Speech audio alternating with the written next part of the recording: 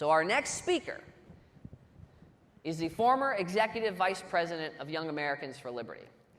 He is someone who was in the room where it happened and was part of the brain trust behind launching the National Fight for Free Speech, which is now our student rights campaign, the Operation Win at the Door, and the Hazlitt Coalition. He's someone who took a chance on me and hired me right out of college. And he wasn't just a manager or a boss to me. He was someone who really believed in me, someone who I felt would push me to my limits, right? Teach me to unlock my full potential, get me really excited about the ideas of liberty. I don't know if I'd be here on this stage today if it was not for our next speaker. So I'm really grateful for him. I'm really excited for you guys to hear from him. He's going to teach you all about how to be a mindset for the agent of change, how to make the change you want to see in the world. He's the founder and CEO of Mental Health Solutions, and I'm proud to call him a friend. Please welcome to the stage, Ty Hicks, everybody.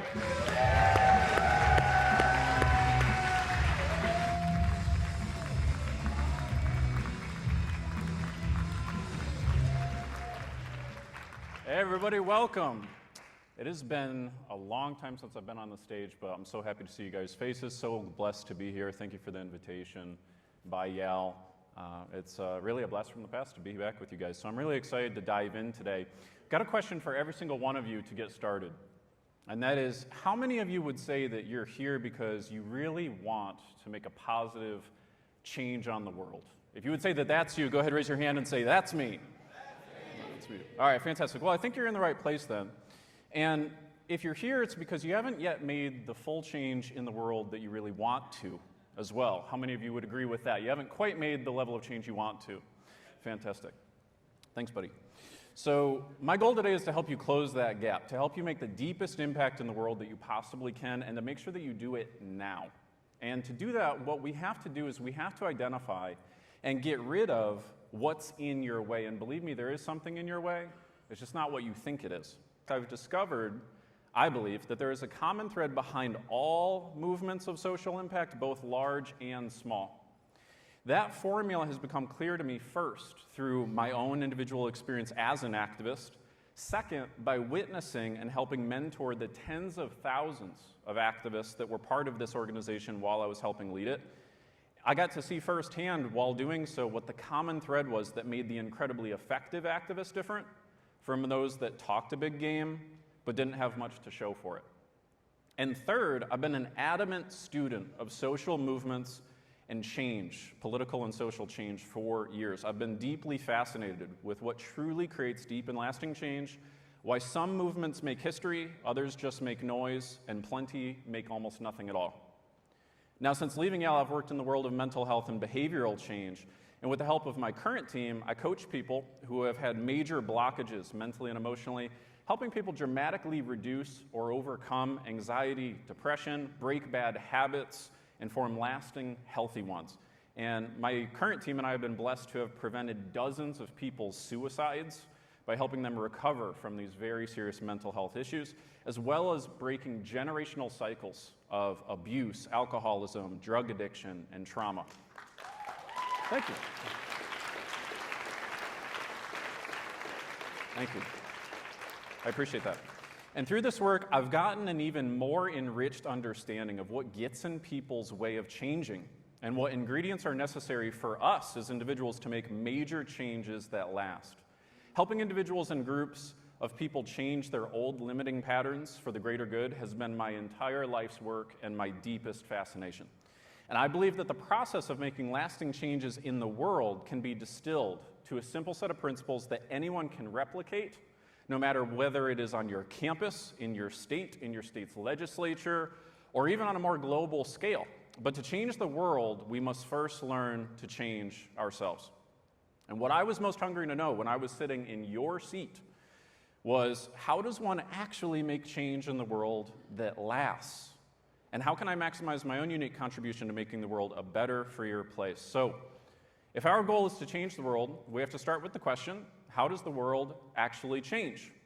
And in all of my years of asking this question and looking for a clear answer, I have found that the Overton window is the single most important framework any serious activist must understand. This comes from the late, great Joe Overton, who was the vice president of the Mackinac Center for Public Policy, a fantastic liberty-defending organization in my home state of Michigan.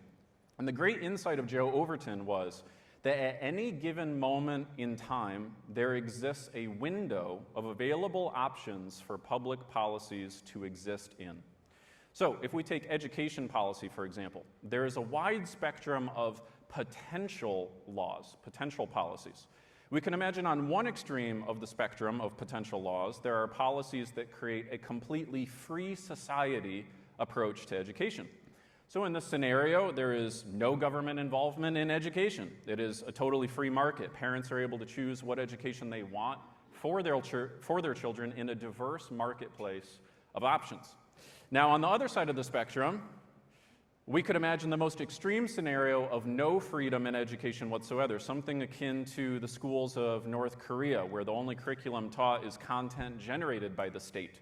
The education is complete indoctrination of a singular set of ideas and principles, and teachers have no freedom whatsoever in their approach. Now, I want you to imagine today, if a member of Congress today in 2024 were to introduce legislation to make either one of these extreme scenarios occur, what do you think would happen? The bill would never make it to committee. They would be laughed at by the entire body of Congress, no matter which of these two sides. Right? No member of Congress would actually vote for either of these bills, even if they actually believed in one of these positions. Why? Because they know that the voting electorate would not tolerate it. The Overton window represents the public policy options that society will tolerate on a given issue. In the middle of totally state-sponsored education and totally privatized education is basically what we have today, and that includes things like charter schools, tax-based funding, some level of school choice, Common Core, government standardized testing. Proponents of state-sponsored education can propose legislation to increase taxes and funding for schools, and sometimes they win. These bills pass, not because voters even like the bill, but because the bill exists inside of a window of what the voters will tolerate. And as you learned last night from Patrick McGrady, my old friend, the incentives of every politician are to get elected, stay elected, and be elected to higher office. The incentive structures of the political world cause even the most principled candidates to only be able to operate inside of what they know the electorate will tolerate. Now, you can get a voting bloc to shift to that 3% plus one that he was talking about, and that's fantastic. You can win a legislative battle, but if you want that lasting change, if you want that law to actually stick and stay for years and decades, it will only take place when the Overton window is shifted. So, let's look at the civil rights movement as one example where a lasting shift in society has taken place, not just legislatively, but in terms of the core beliefs and values of a society as well, so that those legislative actions have stuck hold. People believe that the reason we no longer have segregated schools, bathrooms, drinking fountains is primarily because of the passage of the Civil Rights Act, but that is not really the full truth. The real truth is that at one point in time, desegregation lied outside of the Overton window of society. There was a time not that long ago where society would not have tolerated either of these policy outcomes, and so they did not exist. The voting electorate and voting bloc would not have tolerated it, so it did not exist. And it was only through the actions of many organized activists who abided by the three-part formula for social change, I'll be showing you, that they were able to shift the Overton window. They made what had previously been tolerated in society no longer tolerable. Once politicians know that the majority of the voting electorate will no longer tolerate an old law, they get on board to change it even if they disagree with the change, because to fail to do so would mean that they forfeit their public office. Now, we need more than the majority of the voting electorate in order to keep that change, as I've already said. Now, today, the idea, for example, of taking away women's right to vote or resegregating schools is basically unconscionable. The vast majority of us would view those policies as deeply immoral and unfair, if not at least politically impossible. And that is what real lasting change looks like. When the new way is so taken for granted that it isn't even questioned. and the old way is deemed archaic and barbaric. Imagine for a moment living in a society where the ideas of liberty are so accepted as matter of fact and correct that they aren't even questioned, and to do so would seem immoral. That is the kind of change that we're after. And I challenge you to find me any example where society changed in a massive, lasting way where what I just described did not take place, because I've yet to find it. It happens at a large scale, like with civil rights, women's rights, war, drug policy, but it can also happen on a small scale, like when student activists make such massive demonstrations on campus that they make it clear that they will no longer tolerate a certain campus policy and force their administrators to act, whether that is in the first picture, forcing their administrators to honor the First Amendment, or in the second picture, students making sure that their bureaucrats forget the First Amendment. The Overton window can shift back and forth over time. And it doesn't matter whether you are conservative, liberal, libertarian, Democrat, Republican, independent. Every time society has changed for the better or the worse, it has been when the Overton window of what society was willing to tolerate has shifted. And what caused the Overton window to shift were some highly organized, highly focused activists who shifted it whether they knew that is what they were doing or not. Therefore, the reason we do not have as free and as prosperous of a society as we desire is because society is still willing to tolerate a society with the current level of freedom that we have. The reason we do not have as free and prosperous a society as we desire is because we are willing to tolerate the level of freedom we currently don't have. That's why. And your job as an agent of change is to shift the Overton window to make what was previously tolerated intolerable. So, how do we do that? What makes all social movements successful?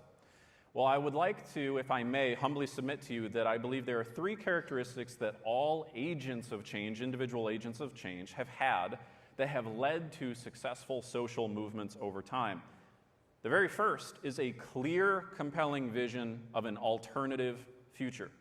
Humans will only go where they can imagine they can go. If they cannot envision it, they will not pursue it. Great leaders replace the status quo vision of what the future will be with a vision of change in the mind of those that they lead. They make it seem possible, compelling, and even inevitable. Let's take a deeper look at the civil rights movement for an example that we're all familiar with. Now, before the Civil Rights Act was passed, activists for years were placing and implanting the vision of an integrated society into the minds of Americans. We all know the speech, right? MLK famously said, "I have a dream." Now think about that for a second. How is it that every one of us knows the answer to that question right there?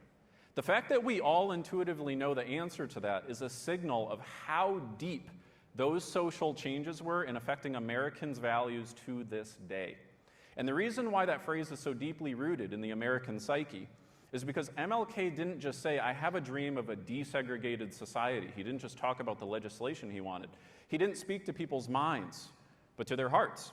He famously said, "I have a dream that one day on the red hills of Georgia, the sons of former slaves and the sons of former slave owners will be able to sit down together at the table of brotherhood. I have a dream that my 4 little children will one day live in a nation where they will not be judged by the color of their skin, but by the content of their character." By using such vivid imagery in his speech, he made these images stick in the minds of the listeners. And by casting an alternative, better vision of the future for them to consider that was outside of their current window of toleration, he made the current state of affairs seem intolerable by contrast. He also tapped into what people already knew they stood for: justice, fairness, freedom. And he made it clear that if they were to stand for those concepts, they could no longer tolerate government-sponsored racial discrimination by saying, "I have a dream that one day this nation will rise up and live out the true meaning of its creed. We hold these truths to be self-evident, that all men are created equal."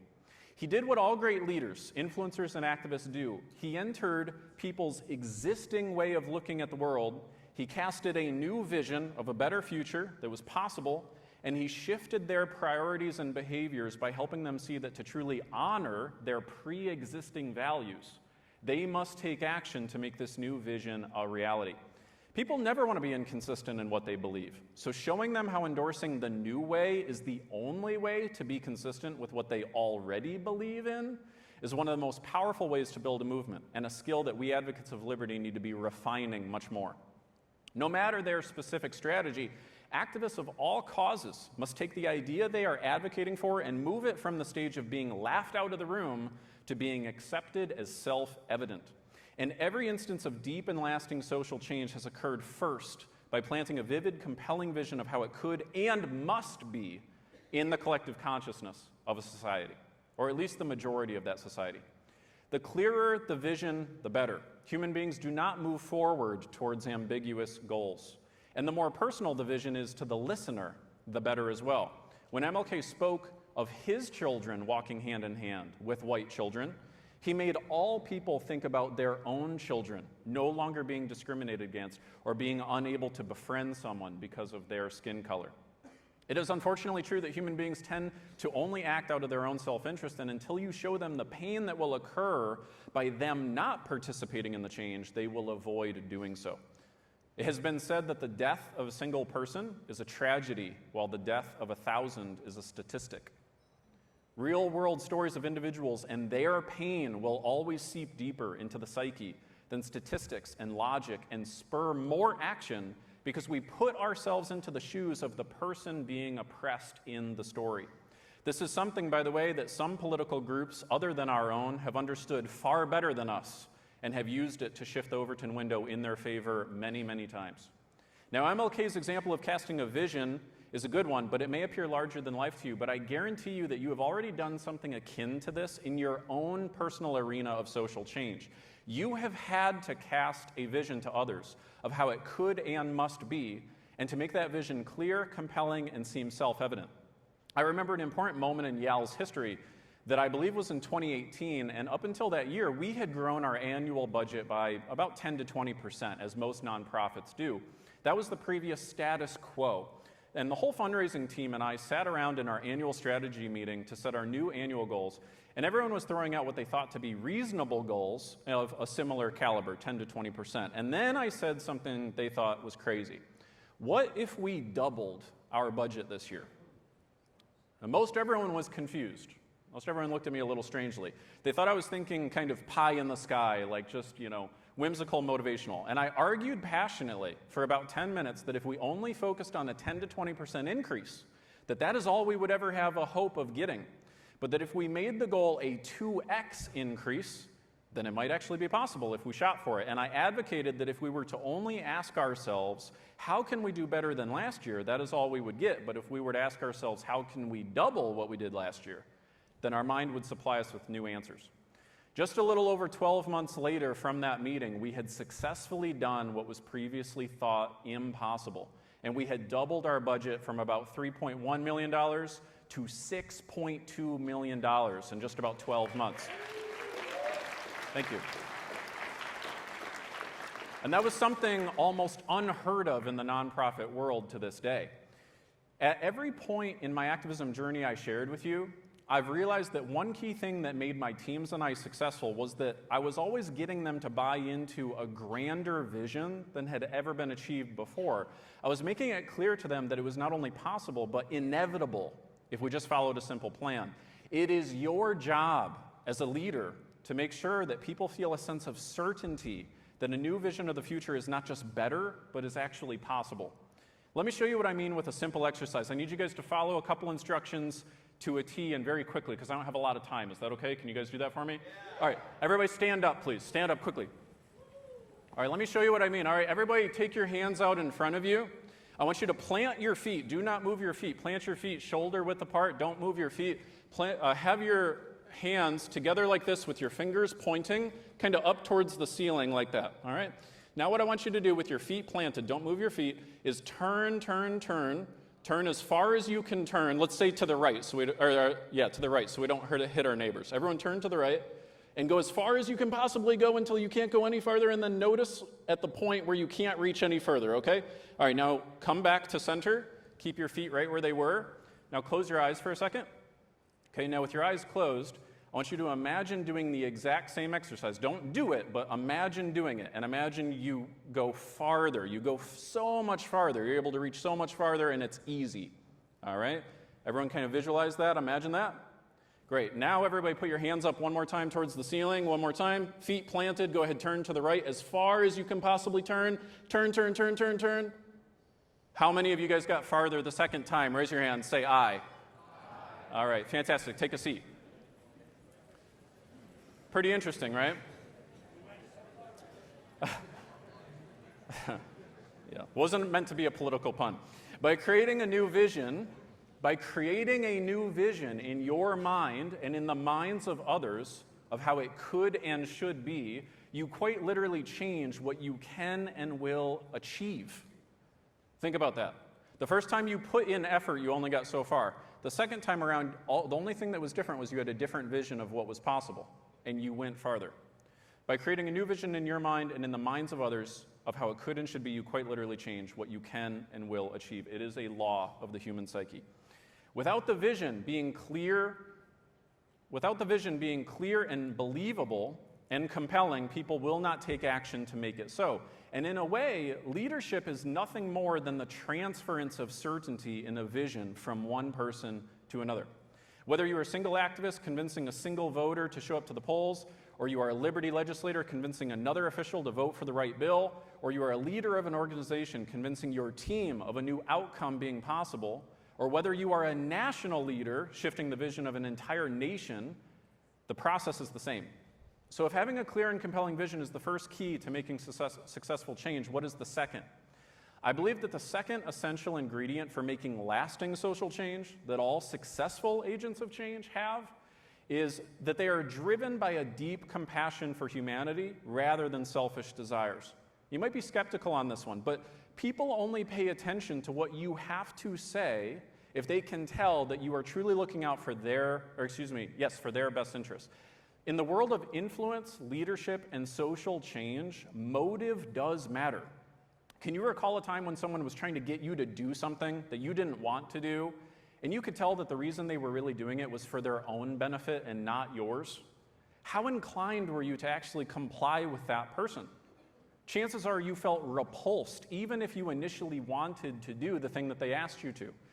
But can you remember a time where you didn't want to do something, but a person was trying to influence you to do it, and you could tell that they really had your best interests at heart, not their own? Chances are that you eventually gave in, and you might have even thanked them for it later on. This is what an effective leader does. They take someone to a better place, even if the person thinks they don't want to be at that better place, but the leader does it because they truly have the other person's best interests at heart. And all of the role models that you have in your entire life, I would guarantee you would count as selfless people. We only want to follow selfless people.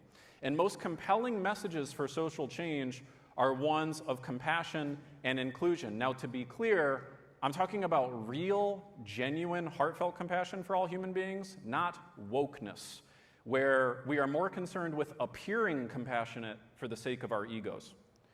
And as we all know, during the civil rights movement, both MLK and Malcolm X were speaking out. And there is certainly much more nuance to both men's messages than I have time to properly dissect here.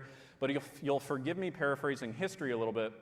It is widely agreed that Malcolm X had a more divisive message than MLK did. For example, MLK was an avid proponent of nonviolence in all situations, whereas Malcolm X was an advocate for violence in certain situations.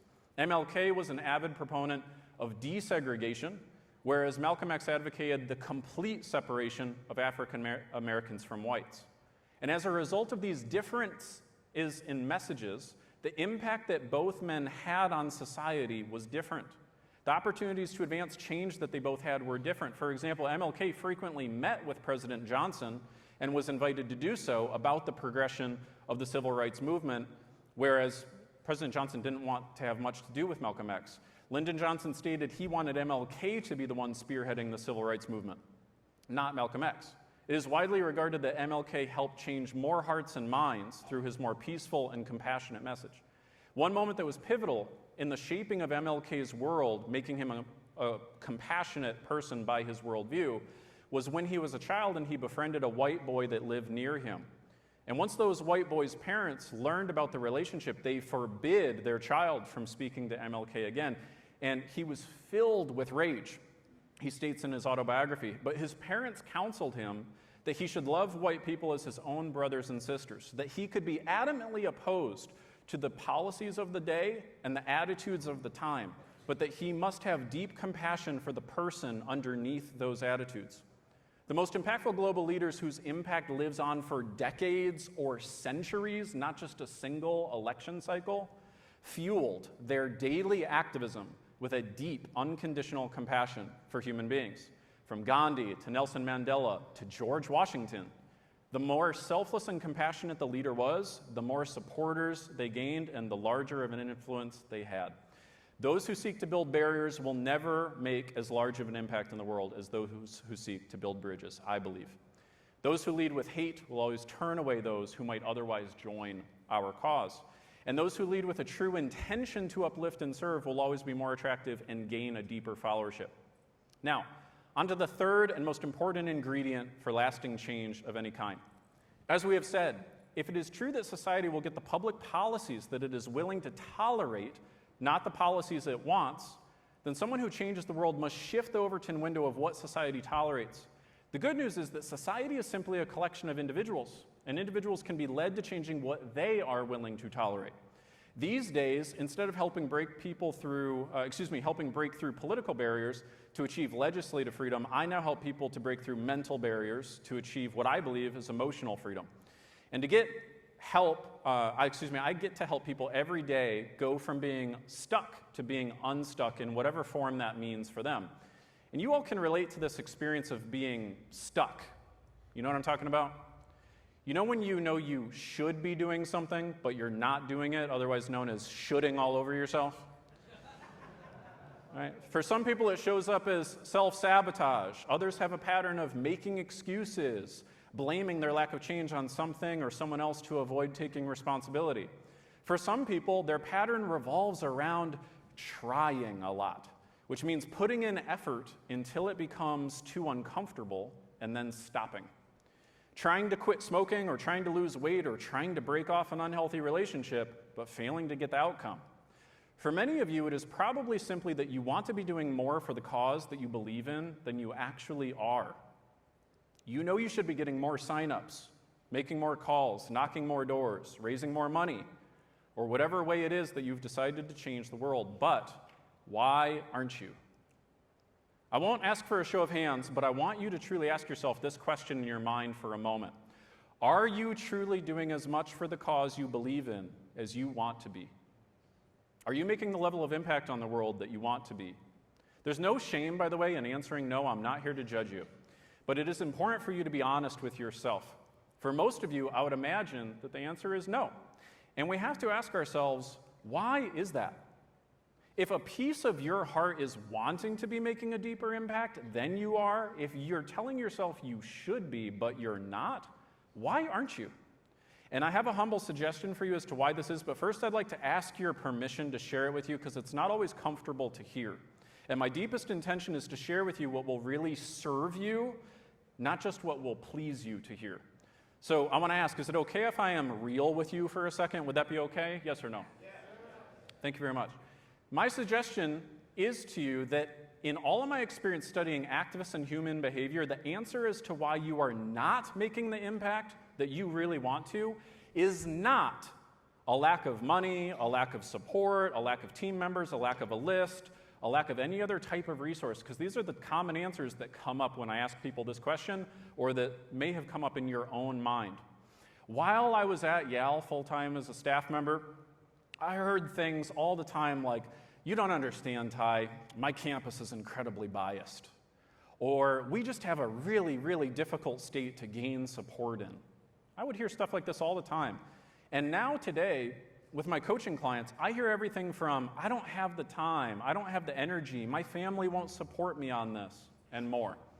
But the real reason why you are not doing what you think you should is very simple. It is not because of a lack of resources. It is because of one thing: your standards. That's right. If you are not fully satisfied with the impact you are making, it is because your standards are lower than your desires.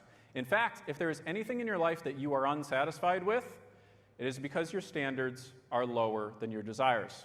What does that mean? What it means is that almost all of us have a gap between what we desire and what we are willing to tolerate. Sound familiar? It's like we all have our own personal Overton window. Let me give you an example almost all of us can relate to: physical health. Think about right now where your physical health and fitness is at, just right now. Are you totally happy with your level of fitness right now? No show of hands. Just answer for yourself. Are you currently happy with your current level of fitness at this exact moment? Most people are not.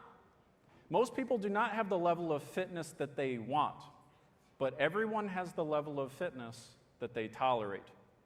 In fact, you probably know what I mean. I've been in this experience plenty of times too, so again, no judges. Most of us will go through a period where we gain some weight, and we will know that we are gaining weight. We won't like that we are gaining weight, but we won't do anything about it for a while. You know what I mean? Until all of a sudden, something happens. We go to put on a pair of pants, like I did yesterday, putting on my suit for the first time in a long time, and all of a sudden it didn't quite fit the same anymore. And then all of a sudden, when something like that happens, we go, that's it. It's time to change now. That's when we go from desiring to cut out sweets or desiring to work out to actually doing it. It becomes action, not just a should. The only thing that shifted in this moment of actual change, psychological change, was losing weight went from being a should to being a must. You will not usually get your shoulds in life, but you will always get your musts. I can promise you that. And I'm not saying losing weight is as easy for everyone or that everyone can do it the same way. The example of losing weight is just arbitrary, one that we can all relate to. But what I'm saying is that if it is an absolute must for you to do something, you will do it. The same goes for your relationships, for your finances, for just about every aspect of your life, including your activism. How many of you can relate to the idea of having stayed in a bad relationship for way too long? Anybody done that once before? That's because you were in a relationship that you didn't want. You had a quality of relationship you didn't want, but you were willing to tolerate it for a while. That's exactly what I'm talking about. And I really want to invite you to seep this next point into your brain, because it took me about the better part of a decade to really learn this, and it has changed everything in my life. And that is that I want you to remember this for as long as you live. You do not get what you want in life. You get what you tolerate. And don't get me wrong, there are other factors that will affect you that are outside of your control. But one thing I have learned from having either mentored, trained, managed, or coached probably close to 10,000 people now in the past 10 years, both inside and outside of this organization, is that whatever it is that you want in your life, if it is a should for you, you won't get it. But if it is a must, you will. Anytime you have made a big positive change in your life has been a moment when you raised your standards. It has been when you decided you were no longer willing to tolerate what you had previously been putting up with. In the very same way as society changes or doesn't change, we all operate individually in the same way, which makes sense, right? I mean, after all, society is just a large collection of individuals. This is why people make progress on something and then they tend to pull back. Once their threshold is crossed of what they are willing to tolerate, they will take action to get things back into the window of what they will tolerate. But once they are back in the world of what they tolerate, they usually stop taking action. And this is why many of us have had an experience, I know I have, of gaining a little bit of weight, then going on a diet for a few months, losing 10 pounds, and then get off that diet to gain the same 10 pounds back again, and repeat that cycle over and over. It's because we're constantly moving in and out of the window of what we tolerate. And I've seen these situations thousands of times in my years of helping people through these mental and emotional issues, and this pattern has become undeniably self-evident. Now, you might be thinking, Ty, it's not that simple. But if you ask people who have made changes in their life that you haven't, but you desire to, and you listen carefully, you will learn that they have a line that they do not allow to be crossed, and that line is in a different place than yours is. It has been said so many times that it has become cliche, but it has been said so many times because it is true. When there is a true will, there is a way. But the way is only made visible to the person who is totally committed and has high standards. And your activism is no different. Every single time real change takes place, whether it be on a single campus, in a small community, through a statewide election, or at a national scale, it is because a group of people raised their standards, just like the team and I did way back when with our fundraising goal. We decided we weren't willing to tolerate a 10 to 20% increase. It happens when you move the line of what you are willing to tolerate. People who changed the world decided that they were no longer willing to live with the old status quo. That is the single thing they all have in common. And therefore, as a leader, as an activist, your only job is to shift the window of what people are willing to tolerate.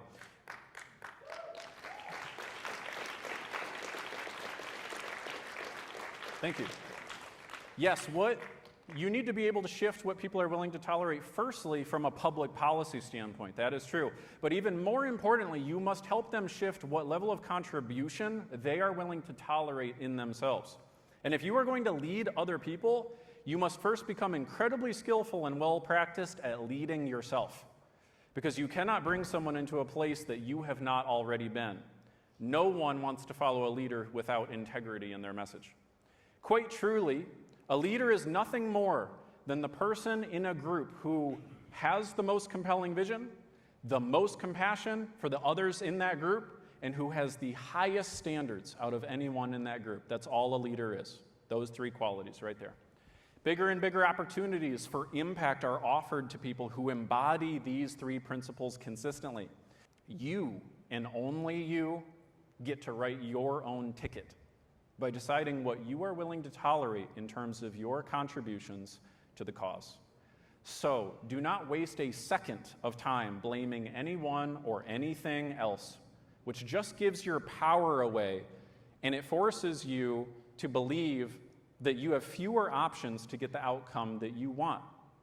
When you blame, you always disempower yourself, because you convince yourself of a fiction, which is that the power to make the change exists in someone or something outside of your control. What I'm inviting you and asking you to do is to make a little pledge with yourself if you're willing to do it. It's one that I made 10 years ago. I'm not saying it's the only way to do things, but it has worked damn well for me, and that is to do what real leaders do, which is take full responsibility and do whatever it is that is necessary to accomplish the change that you're after. MLK said, "We know through painful experience that freedom is never voluntarily given by the oppressor. It must be demanded by the oppressed."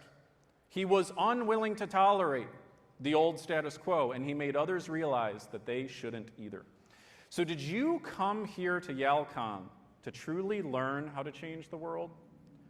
If you are not just here to be a wannabe activist, if you're not just here to look like someone who is making the world a better place, if you are not just here to treat politics like a sport and win your next election because you just really want to get the win and not necessarily the win for principle, but if you're here because you are actually serious about doing what's necessary to make the world a truly better place in a lasting way, if that's you, I applaud you, sincerely, I really do, from the bottom of my heart, for your desire to serve humanity. And I also celebrate you too, because there is no greater feeling, at least not any greater feeling I have ever found, that a human being can have than to know that they have done something big or small that has truly made the lives of other people better. To know that you did something not to serve your ego or to appear like someone who cares, but that because of your efforts, others are truly better off, that is the ultimate joy you will ever experience in your life. Because the truth is, there is no shortage of wannabe activists and keyboard warriors. There's no shortage of people, organizations, or political candidates who have large promises and low standards of execution or principle. What we desperately need more of, however, are relentless, principled agents of change who are not willing to tolerate giving less than they can to make the world a better, freer place. So my final call to action for you is establish a very clear, compelling vision of how it can and must be in your arena of social change. And by the way, that may start with just you as an individual. Whether you are just leading yourself, if you have an entire team behind you, if you're running a nonprofit organization, a department, if you're leading a state, the nation, if you're getting out the vote, cast a vision of how it should be and how you are committed to making it redefine what is possible in the minds of the people you lead.